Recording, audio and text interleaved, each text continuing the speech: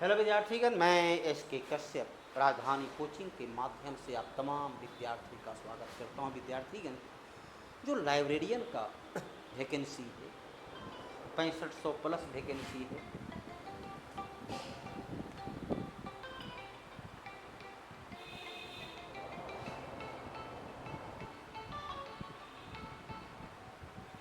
पैंसठ सौ plus vacancy है। इससे जुड़े हुए परीक्षा का पैटर्न क्या होगा, तो बिहार सरकार जो बिहार विद्यालय परीक्षा समिति के द्वारा जो सक्षमता एग्ज़ाम लिया गया, उसी सक्षमता एग्ज़ाम के पैटर्न को कंटिन्यूटी के साथ आगे बढ़ाया जाएगा। और स्टेट का एग्ज़ाम तो वही लेगा ही, बिहार विद्यालय परीक्षा समिति ही लेगा।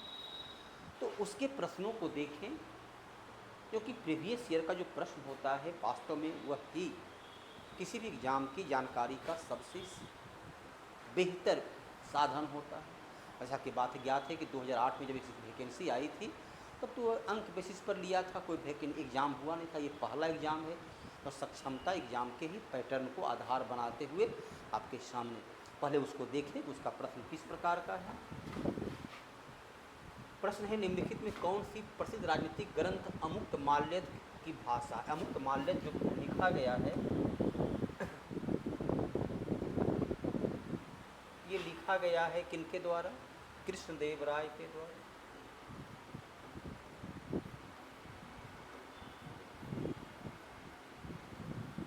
कृष्णदेव राय के द्वारा लिखा गया है अमुक्त माल्यद। इन्होंने दो किताब लिखा था, एक का नाम था जाम्बवती कल्याणम, जो संस्कृत में, और अमुक्त माल्यद तेलुगु भाषा में लिखा गया। अमुक्त माल्यद जिस प्रकार से उत्तर में आपका कौटिल्य का जो लिखा हुआ है अर्थशास्त्र,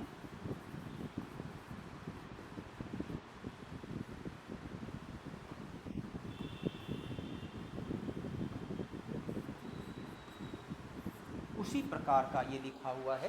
तो अर्थशास्त्र का अमुक्त माल्यद, और दोनों की समानता है, दोनों पॉलिटिकल साइंस के बारे में लिखा गया पुस्तक है।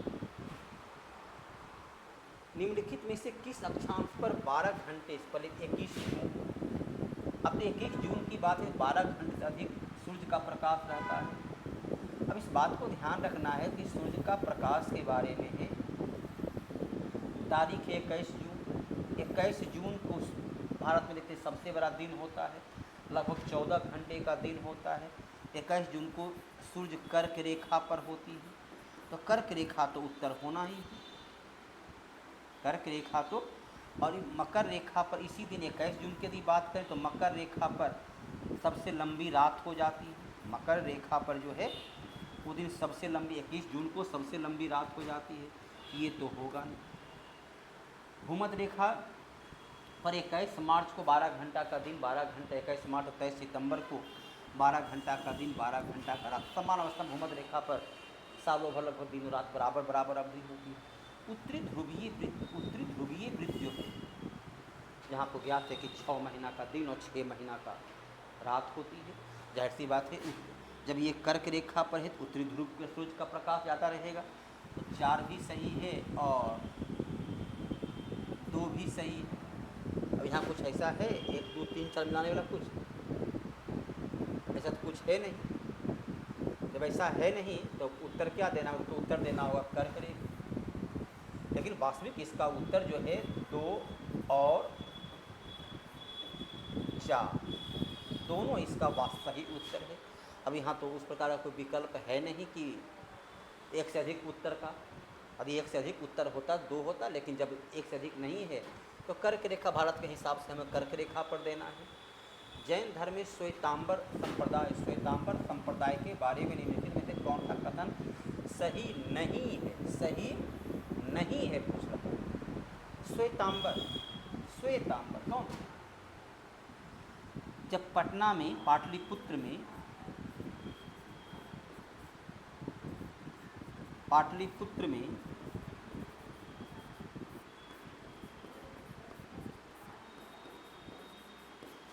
प्रथम जैन सभा का आयोजन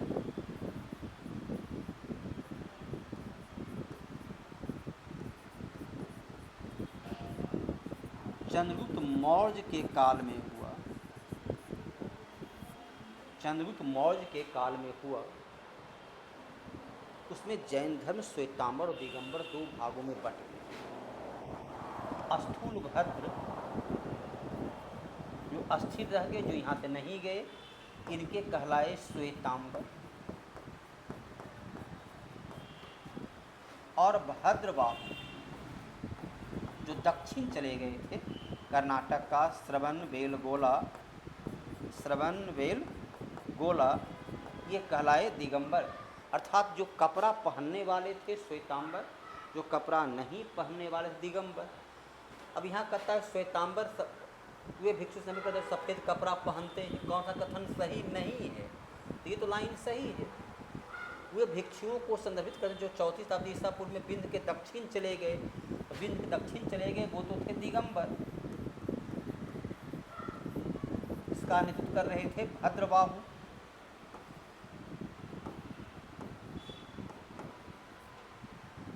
उन्होंने 12 अंग सहित विहित ग्रंथों के अस्तित्व को मान्यता दी। उन्होंने 12 अंगों सहित, ये लाइन तो सही है, उनका मानना था कि महिला भी मोक्ष प्राप्त कर सकती है। अब यहाँ कथन सही नहीं है। सही नहीं कौन हो गया? ये हो गया। ये भी सही है, ये सही नहीं है, क्योंकि जो गए वो दक्षिण गए भद्रबाहु, वो नग्न रहते थे, वो दिगंबर कहलाए। ये दिगंबर के बारे में कह रहा है, जबकि ये क्वेश्चन पूछ रहा है श्वेतांबर के बारे में, अर्थात आंसर आपका 2 है। चलिए, निम्नलिखित में कौन सा देश विश्व के 2 सबसे बड़े कोको उत्पादक देश हैं? वो हैं कोस्टारिका, आइवरी और घाना। ये 2 सबसे बड़े उत्पादक हैं, अर्थात इसका आंसर आपका 3 है। कोको कोला जो आप पीते ही हैं ना, उससे ही जुड़ा हुआ ये महत्वपूर्ण उत्पाद है। रेजंगला का युद्ध प्रतिकूल परिस्थिति में भारतीय सेना ने, अब 1948 में कोई युद्ध हुआ नहीं है, 56 में कोई युद्ध हुआ नहीं है, 71 में था, 72 को युद्ध हुआ कि आपके सामने एकमात्र है 1962 भारत चीन युद्ध। भारत चीन तो दिए गए विकल्प ही ऐसा है कि वहाँ कोई यदि रहता 65 रहता, 47 चलता है। पाकिस्तान ने वो आपके कश्मीर पर आक्रमण किया था 1947 में, एक बड़ा भाग उसने अपने अधिकार में ले लिया है, आज भी उसके पास है, तो भी रहता। लेकिन यहाँ 1948 दे दिया गया है ना। निम्नलिखित देशों पर विचार कीजिए। क्या विचार करना है? कितने देश की सीमा उत्तरी समुद्र के साथ लगती है? उत्तरी समुद्र के साथ किसकी किसकी सीमा लगती है, ये पूछ रहा है। उत्तरी समुद्र के साथ, उत्तरी समुद्र मतलब उत्तरी सागर के साथ किसकी सीमा लगती है? इसमें जर्मनी को आप छोड़ दें, फिनलैंड, नॉर्वे और रूस, अर्थात 3 की सीमा जो है, 3 देश की सीमा लगती है, वो है आपका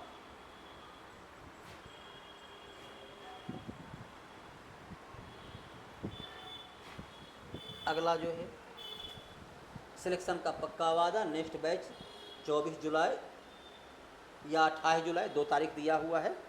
अब आपकी उपस्थिति पर थोड़ा कभी कभी शिक्षकों की भी देखना पड़ता है, तो 2 तारीख आपके सामने दिए हुए हैं।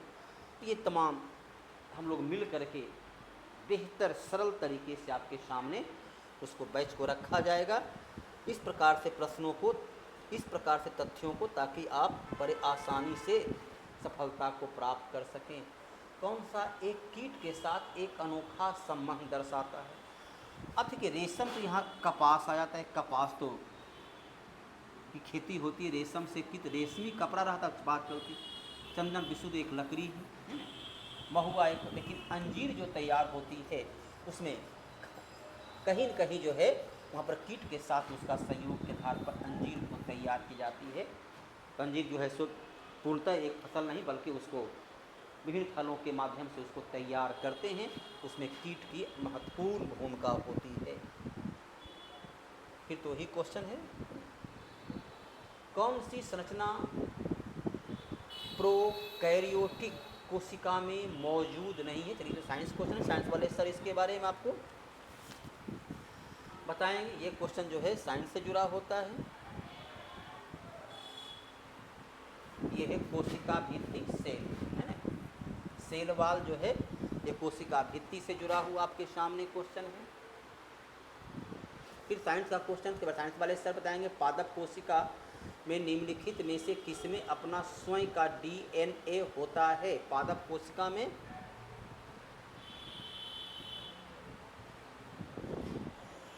तो माइटोकॉन्ड्रिया और क्लोरोप्लास्ट में जो है स्वयं का डीएनए होता है। यदि चंद्रमा से को पृथ्वी के निकट लाया जाए तो उसकी दूरी आधी रह जाए। चंद्रमा पृथ्वी के बीच की दूरी कितना है? 3,84,000 किलोमीटर के लगभग 3,84,000 किलोमीटर जो है दूरी। तो गुरुत्वाकर्षण का बल क्या हो जाएगा? 4 गुना हो जाता है। गुरुत्वाकर्षण का बल जो है दूरी जब आधी होगी तो गुरुत्वाकर्षण बल ठीक दुगुना हो जाता है, 4 गुना हो जाएगा। ऐसे चंद्रमा का गुरुत्वाकर्षण बल कितना है? पृथ्वी की तुलना में वहाँ 1/6 गुरुत्वाकर्षण बल है। चंद्रमा का पृथ्वी के पास आने से गुरुत्वाकर्षण बल में वृद्धि हो जाती है। निम्नलिखित पेड़ों पर विचार कीजिए। क्या है? उपयुक्त कितने भारत के मूल की निवासी हैं? लाल चंदन और काजू। मैक्सिको पपीता जो है तो मैक्सिको का है,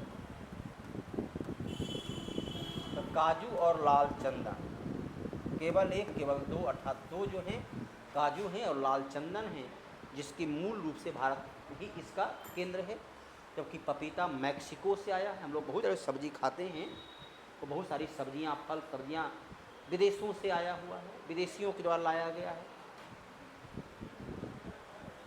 प्राकृतिक रूप से पाए जाने वाले तत्व की संख्या कितनी है? 94। ऐसे हमारे पृथ्वी के निर्माण में ही 20 तत्व की महत्वपूर्ण रूप से उपलब्धि रही है। तो प्राकृतिक रूप से यह विषय साइंस के क्वेश्चन है।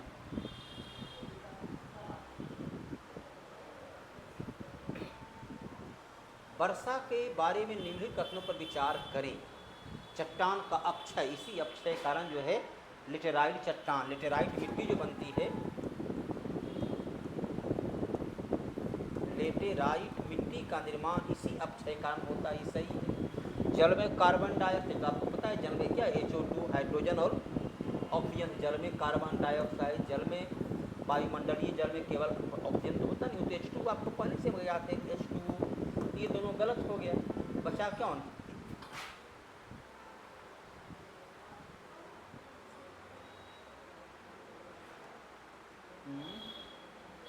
ये 3 रूप में दिया है, केवल एक सही है। क्या है? 1 और 2, 1 3 दोनों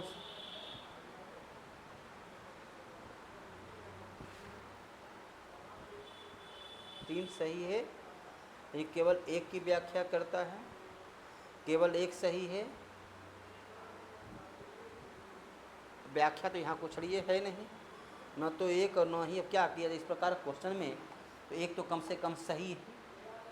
जब क्वेश्चन देखिए, अब बिहार लोक सेवा आयोग का क्वेश्चन है, या क्या कहते हैं बिहार, इसका तो दिया एग्जाम, ये बिहार विद्यालय परीक्षा समिति। अब क्वेश्चन जब वो अस्पष्ट कर देता है या विकल्प और अस्पष्ट करता है, थोड़ी सी परेशानी होती है। किया अब यहाँ तो कोई व्याख्या की बात यहाँ है ही नहीं। ये तो विचार करना, व्याख्या तो यहाँ कोई ऐसा है ही नहीं, क्वेश्चन ही ऐसा। तो इसमें अगला कुछ पार्ट है क्या? नहीं। भौतिक और रासायनिक परिवर्तन क्या होता है? भौतिक परिवर्तन हुआ जिसको हम फिर से मूल रूप में वापस ला सकते हैं। मूल रूप में वापस ला सकते। यदि हम जल है तो जल को यदि बर्फ के रूप में बदल देते हैं तो बर्फ से फिर जल को तैयार कर सकते हैं। लेकिन रासायनिक परिवर्तन क्या है जिसको मूल रूप में वापस नहीं ला सकते? अब दूध है, दूध से दही बना दिए तो फिर दही को हम दूध में नहीं बदल सकते। वो जब परिवर्तित हो गया तो परिवर्तित हो गया। तो कहता है रासायनिक और भौतिक दोनों परिवर्तन होते हैं। तो लोहे में जंग लगना, ये तो रासायनिक परिवर्तन है। जंग लोहा लग जाए फिर से उसको हम वापस लोहा रूप पे नहीं ला सकते। खाना पका दिए, चावल को फिर से हम उस रूप पे वापस नहीं, रासायनिक परिवर्तन है। और ये भौतिक मोमबत्ती का जलना, मोमबत्ती जलने के बाद से कि कुछ तो खत्म हो जाती है, लेकिन कुछ मोमबत्ती शेष नीचे पिघल कर गिरता है, उसको फिर से हम मोमबत्ती के रूप में बदल सकते हैं। तो कुछ तो वो भौतिक परिवर्तन है और कुछ जो है सो वह रासायनिक परिवर्तन है। तो दोनों परिवर्तन का उदाहरण है मोमबत्ती का जलना।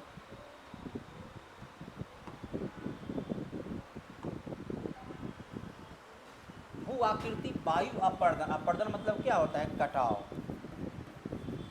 अपर्दन मतलब होता है कटाव। सर्क, सर्क मतलब होता है गड्ढा,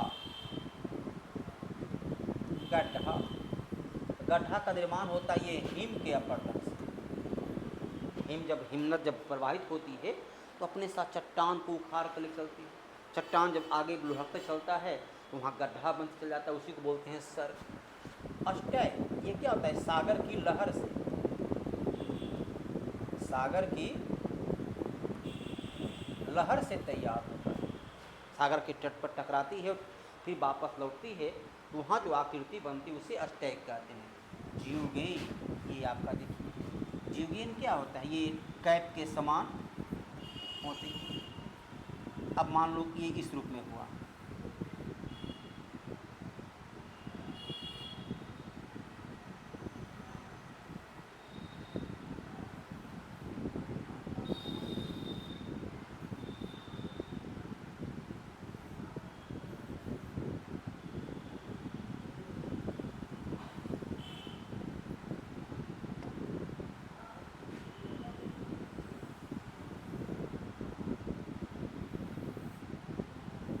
और इस पर ये चट्टान रखा हुआ है।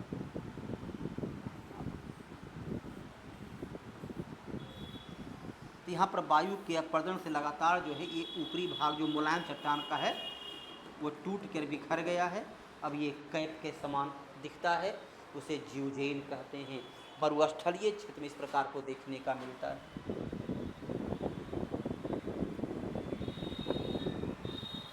भारतीय स्वतंत्रता अधिनियम 1947 के बारे में कौन कथन सही नहीं है? नहीं है।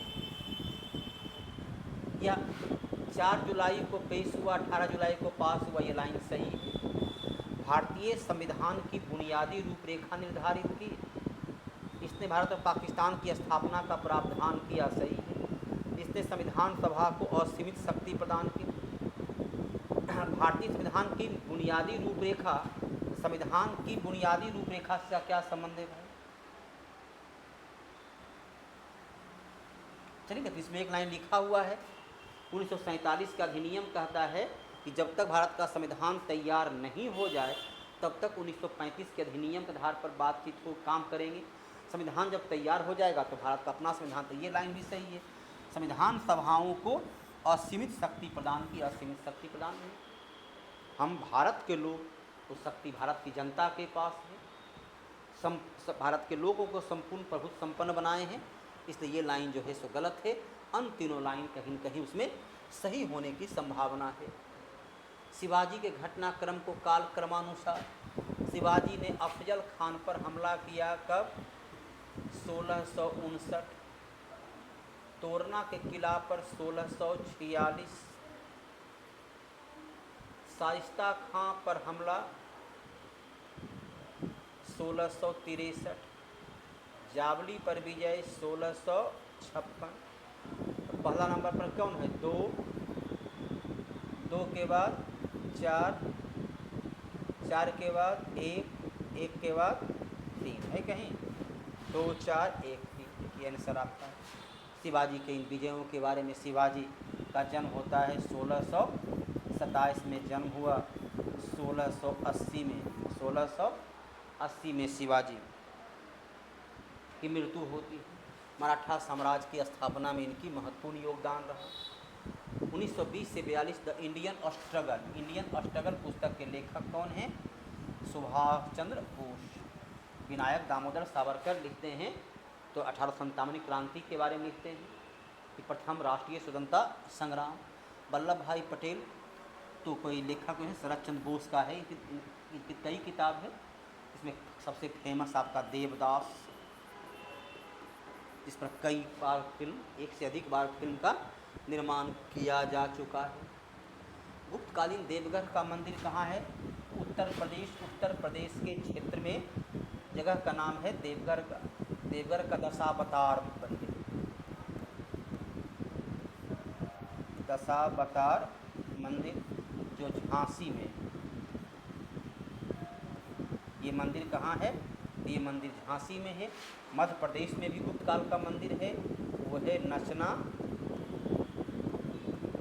कुठारा का पार्वती मंदिर। राजस्थान में गुप्तकाल का मंदिर से भारत में सबसे पहले मंदिर का निर्माण जो है गुप्त काल से ही शुरू होती है। भारत में सबसे पहले मंदिर का निर्माण, उसके पहले कहीं मंदिर का कोई जानकारी नहीं है, चाहे वो धार्मिक आंदोलन का काल हो या उसके पहले हम अध्ययन करते हैं मौर्य काल है, या उसके पहले चलिए हड़प्पा में मूर्ति की पूजा का था, लेकिन कहीं मंदिर का उल्लेख नहीं है। वैदिक सभ्यता में कहीं न मंदिर का, न कहीं मूर्ति का उल्लेख है। ये है उत्तर प्रदेश में। कनकलता बरुआ असम की थी। मात्र 17 वर्ष की अवस्था में वो शहीद हो जाती है। वो घटना है 1942 की भारत छोड़ो आंदोलन। सिपाही विद्रोह कब शुरू हुआ? तो 10 मई 1857 को सिपाही विद्रोह की शुरुआत मेरठ से होती है। ऐसे इसकी पहली जानकारी जो मिलती है, कहीं कहीं सिपाही के मन में कुछ असमंजस की स्थिति है, तो वो है 29 मार्च 1857। 29 मार्च 1857 वो घटना कब की है? 29 मार्च 1857, जब मंगल पांडे ने 34वां रेजिमेंट का सिपाही मंगल पांडे ने अपने सार्जेंट को गोली मारकर हत्या कर दिया। भारत छोड़ो आंदोलन 1942, असहयोग आंदोलन 1920 से 22 और 1894 किसान विद्रोह। यहाँ तो ईस्वी सहित आपके साथ ही है। मध्यकालीन शासक ने पुर्तगालियों को, अब देखिए नरसिंह सालू, मोहम्मद शाह तृतीय, यूसुफ आदिल शाह जब था तो 1510 में पुर्तगालियों ने गोवा पर विजय प्राप्त कर ली। कृष्णदेवराय का बहुत बेहतर संबंध था पुर्तगालियों से।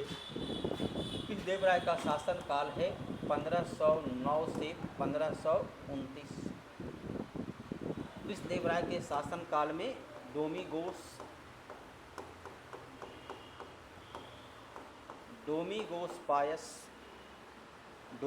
पायस और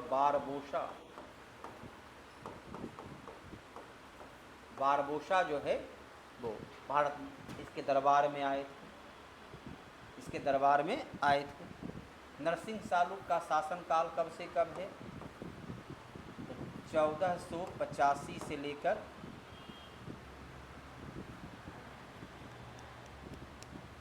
लगभग 1490 तक काल रहे। कार्नवालिस की राजस्व वसूली के बारे में, कार्नवालिस का शासनकाल कब है? कार्नवालिस का शासनकाल है 1786 से 93। इसने बंगाल में अस्थाई बंदोबस्त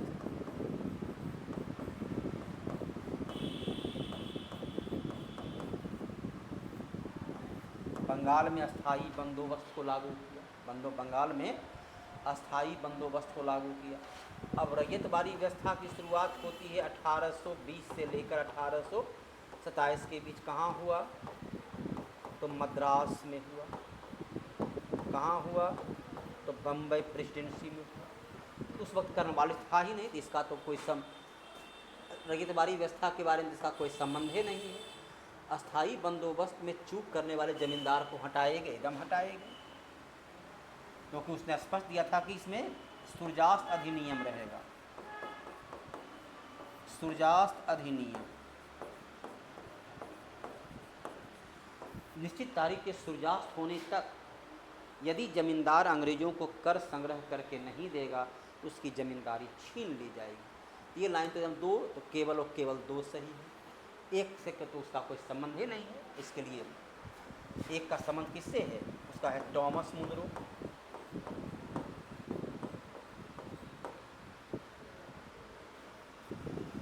डॉक्टर राजेंद्र प्रसाद से पहले संविधान सभा के अंतरिम अध्यक्ष डॉक्टर सच्चिदानंद सिन्हा 9 दिसंबर 1946 को ये अध्यक्ष चुने गए और राजेंद्र प्रसाद जो है 11 दिसंबर 1946 को अध्यक्ष चुने गए। 11 दिसंबर को, ये 9 दिसंबर को तो सच्चिदानंद सिन्हा थे। भीमराव अंबेडकर जो है 29 अगस्त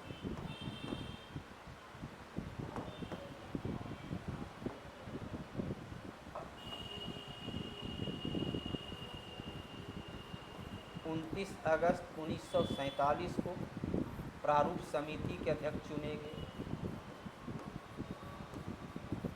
प्रारूप समिति के टीटी कृष्णामाचारी प्रारूप समिति के एक मेंबर के रूप में काम कर रहे थे। विक्रम खोल गुफा पड़ता है उड़ीसा के क्षेत्र में, जहाँ प्रागैतिहासिक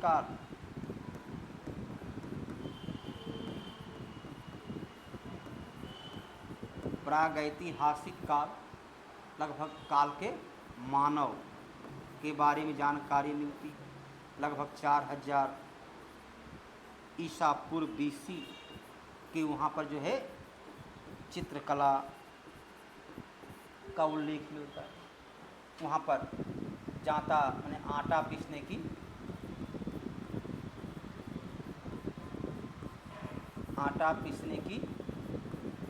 चक्की का उल्लेख मिलता है, जानकारी मिलती है। ये कहाँ था? उड़ीसा में। ये कहाँ है? उड़ीसा में ही, जहाँ प्रागैतिहासिक काल के मानव के विशेषकर नवपाषाण काल कह सकते हैं, विशेषकर जो है नवपाषाण काल के बारे में वहाँ पर शैल चित्र दीवारों पर बना हुआ है। भारतीय उड़न लोमड़ी के बारे में इसे पीरक या वर्गीकृत किया गया है। जानवरों का रक्त पीता है, जानवरों का रक्त, इसे पीड़ित वर्गीकृत वर्ग किया गया है। भारत का जो वन्य जीव अधिनियम 1972 में है, इस 1972 के अधिनियम में इसे पीड़क वर्ग माने दूसरे को परेशान करने वाले केवल एक सही पीड़क वर्ग के रूप में लोमड़ी, ऐसे भी धूर्त प्राणी के रूप में आपकी कहानियों किताबों में भी इसी प्रकार का मिला करता था। सबसे उत्तरी स्थान कौन है? अब देखिए ढाका तो बांग्लादेश का हो गया, जैसे पूर्वी बंगाल उसे कहते हैं थिम्पू। ये कहाँ हो गया? भूटान। तो देखिए बांग्लादेश भारत में बंगाल से इसकी सीमा मिलती है। काठमांडू बिहार उत्तर प्रदेश से सीमा। सबसे उत्तर में कौन हो गया? नई दिल्ली। ऊपर भाग नक्शा पर आप जब भी देखते हैं ऊपर का भाग जो क्या होता है? उत्तर। तो सबसे उत्तर में आपका दिल्ली हो गई।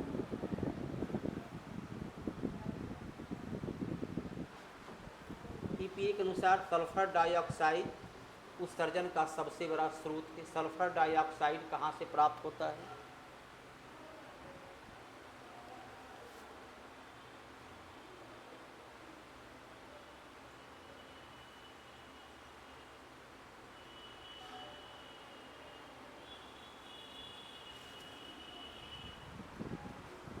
सल्फर डाइऑक्साइड जीवाश्म ईंधन बनाने वाले इंजन से, जिसमें जीवाश्म ईंधन अर्थात पेट्रोलियम से जो बनता है ईंधन, उससे ही प्राप्त होते हैं। जीवाश्म ईंधन हमारे जहाज से नहीं, इंजन से तैयार होता है। यूनेस्को को धरोहर सूची में शामिल किया गया किसको? शांति निकेतन को शामिल किया गया। रानी की बाग को 2014 में ही शामिल कर लिया गया। होयसल का पवित्र समूह को भी शामिल किया गया, इसे भी 2014 में। अर्थात क्या हो गया? 1 और 3 अर्थात 2, केवल 2 विकल्प सही है। शांति निकेतन जिसकी स्थापना 1901 में रविन्द्रनाथ टैगोर के द्वारा किया गया था। होयसल का पवित्र समूह जो कि कर्नाटका में चालुक्य वंश के द्वारा स्थापित किया गया। महाबोधि मंदिर से माना जाता है कि अशोक के काल में इस मंदिर का निर्माण हुआ। रानी का बाग जो है गुजरात के क्षेत्र में उदयामती रानी उदयामती के द्वारा इस बाग का निर्माण किया, इस कुआं का निर्माण किया गया। रानी उदयामती के द्वारा जो है इस कुआं का निर्माण किया गया। ठंडी धारा नहीं है, पेरू धारा ठंडी धारा है, वेनेजुएला ठंडी है, पूर्वी ऑस्ट्रेलियाई धारा ये गर्म धारा है। पश्चिम ऑस्ट्रेलिया ठंडी धारा, और ये सागर ये धारा जो है पेरू धारा को हम्बोल्ट धारा के नाम, वेनेजुएला देखो बेंग ऐसे भी ठंडा जगह रहता है, गर्म तो रहता नहीं है। पेरू हम्बोल्ट, हम मतलब बहुवचन वो जो है, तो पश्चिम ऑस्ट्रेलिया वो गर्म है और पूर्वी जो है सो ये पश्चिम ऑस्ट्रेलिया ठंडी और पूर्वी ऑस्ट्रेलिया गर्म धारा है। आग्नेय चट्टान नहीं है, इसलिए ये कौन चट्टान है, ये आपका अवसादी चट्टान, ये अवसादी चट्टान है। ग्रेनाइट, बेसाल्ट और ग्रेवो तीनों का तीनों आग्नेय चट्टान है। तो यदि आपको लगता है कि पढ़ाई सही है, तथ्य के साथ आपके सामने सतसैया के दोहरे ज्यों नाभिक के तीर, देखन में छोटन लगे घाव करे गंभीर की तरह विषय वस्तु को रखा जाता है। तो आइए जुड़िए और अपनी सफलता का मार्ग प्रशस्त कीजिए। जय हिंद, जय भारत।